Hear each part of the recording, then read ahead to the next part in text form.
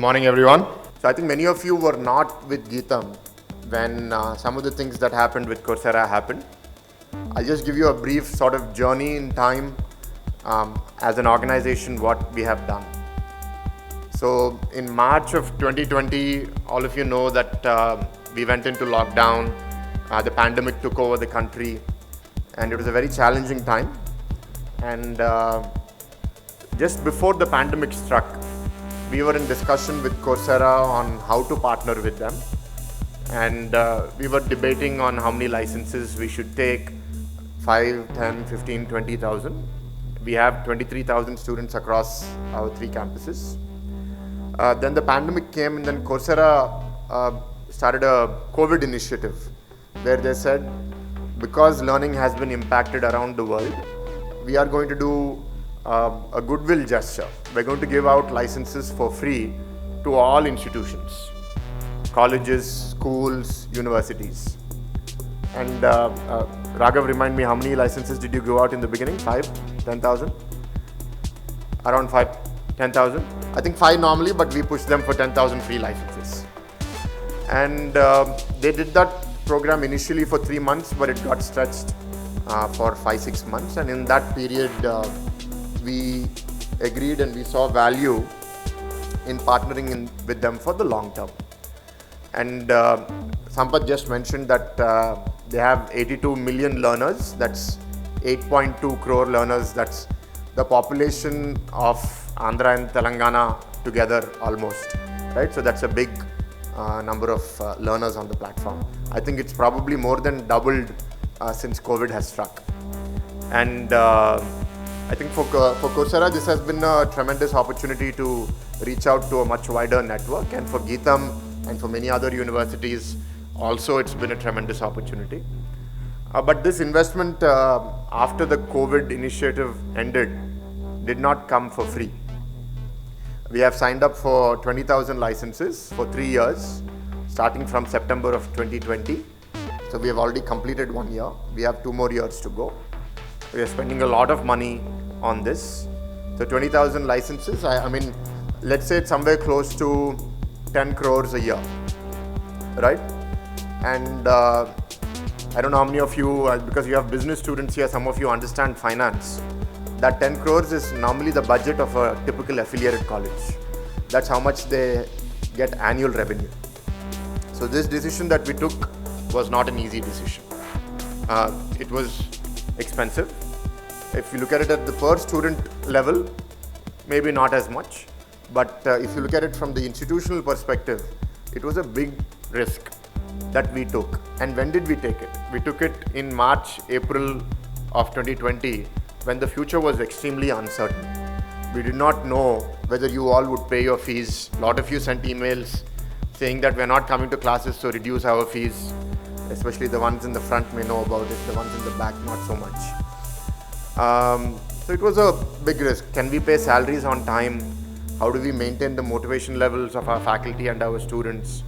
But as a leadership team, we decided that in times of crisis, it's important that we stay ahead and that we invest into the disruption of any field that you belong to. So we realized that whatever COVID has brought, a lot of negatives, a lot of downsides, many of us have lost loved ones. But it's also got a lot of upsides. Let me tell you some upsides that have come. Earlier, when we used to do any meetings and we used to take any decisions, they used to be very much Vizag-centric. We used to sit with leaders in Vizag and decide. Zoom was an option that existed for a few years before, but we never included Hyderabad and Bangalore faculty or leaders in the discussion. But suddenly when the pandemic came, all of us are sitting at home, we were forced to adapt. So in that sense, this is just an example. COVID has been the best CTO that any organization can ask for. The amount of adoption of technology that has happened in the last 18 months in institutions, in individuals' lives, has not happened for probably 10 years before that, or maybe more. So we want this is a new normal. This is how it's going to be as we move forward. We don't expect the world to ever go back to the pre-pandemic environment.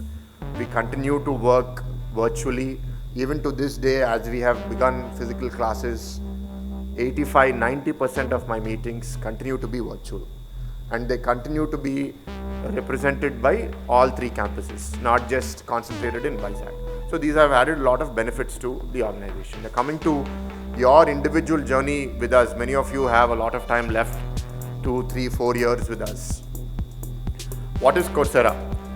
Why is Coursera important? So 3 main reasons that motivated us to think that Coursera is going to be important.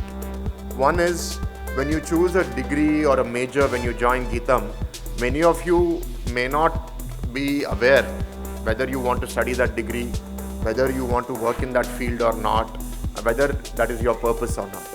But for many reasons, some of you want to work in front of a computer, some of you want an assured job, some of you want to do it because your friends are doing it. And for many of those reasons, you have chosen a degree.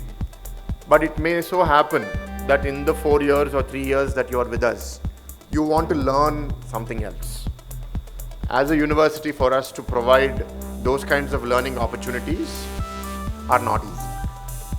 Hypothetically, let's say you want to learn German. I don't have a German faculty member who's going to teach German to you, but Coursera provides that access to us. Let us say that some latest technology has come, and I don't know what the language is, but many of you must have joined artificial intelligence and machine learning and cyber security. These are frontier areas of development where our faculty members may not all be equipped with what are the latest developments in the field.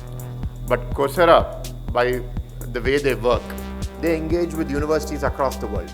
They have almost 7,500 courses on their platform today from some of the best 200 universities in the world. And they also have content coming from some of the best industries in the world, like Google and Microsoft and HP, etc. So giving that diversity of learning opportunities to the students, both within their major and beyond their major, is one major reason why we wanted to bring Coursera onto the Geetham ecosystem.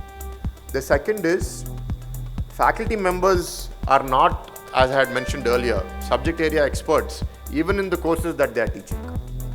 And for them to have access to what is happening around the world will make them better teachers, better faculty.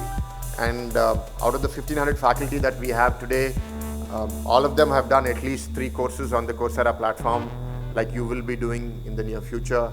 And many of them have done more than 10 courses. And I think that is a tremendous learning opportunity for the faculty. So that was the second major priority, to provide an alternate platform that supports, enables our faculty members to become better at what they do. And the last priority, which does not concern you as much today, is that eventually we want to become a center of excellence ourselves, and we start creating content. We start creating courses that are relevant to where we are in the country, in the state, the disciplines that we teach. There may be something that we offer that is not available on the Coursera platform. And eventually, similar to courses that you have seen, maybe Geetham will be one of the course providers to Coursera. So with these 3 main objectives, we partnered with Coursera, and here we are. Many of you are new to Geetham. So my wish or desire is, there's going to be 2 parts of your journey with Coursera in Geetham. One is, Coursera is going to be integrated into your curriculum. So some of your courses will be replaced with Coursera courses. Some of your courses will be augmented, where you may have 4 or 5 modules, out of which 1 module will be through the Coursera platform. So that will be a good learning opportunity for you. All of those courses you will be tested on, there will be exams, you will get credit for them. So that's one big part of your Coursera journey. The second and equally, if not more important part of the journey is for each of you to identify what is your purpose. What do you want to do in your life? What does your name or your identity define you as? So Sampath, who was speaking before me, said that he's interested in journalism and he's a civil engineer, and he found an opportunity to study journalism. And that's great. I think those are the stories that we want to hear. That students have come for a degree, but they have gone with something much more than that when they graduate from GitHub. So that will only happen when all of you start doing a couple of things. One, start questioning what is your purpose, what do you want to do in life, what are you good at, what do you like to do, and it should not necessarily be limited to your major. And second, don't chase just marks or degrees or grades or certificates. These are important, but maybe 5% or 10% of the overall picture. Because 10 years from now, see, I graduated from college 15 years ago or 12 years ago. I don't remember what subjects I've studied and how much grades I've gotten in them. What learnings I have taken away, how they are helping me today in my life, are what are relevant to me.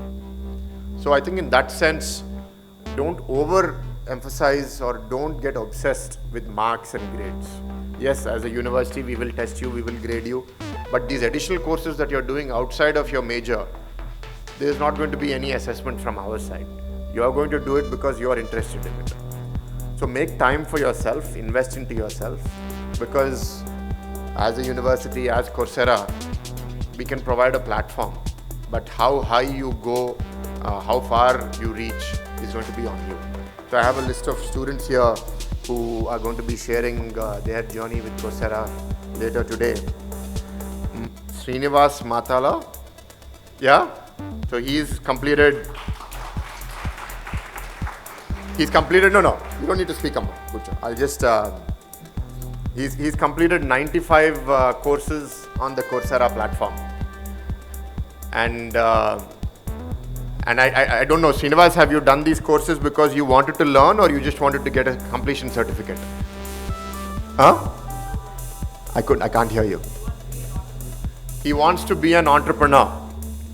So to be an entrepreneur in whatever area he wants to start a company, he went and educated himself.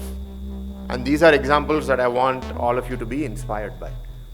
95 courses, even if the average course is 6 hours, he spent 600 hours outside of his academic curriculum to study. So these are the stories that I would like to see. Many of you are going to be graduating with us in the next 3 to 4 years. I really look forward to seeing many more such stories. With that, I'd like to close. Thank you all and wish you all the best.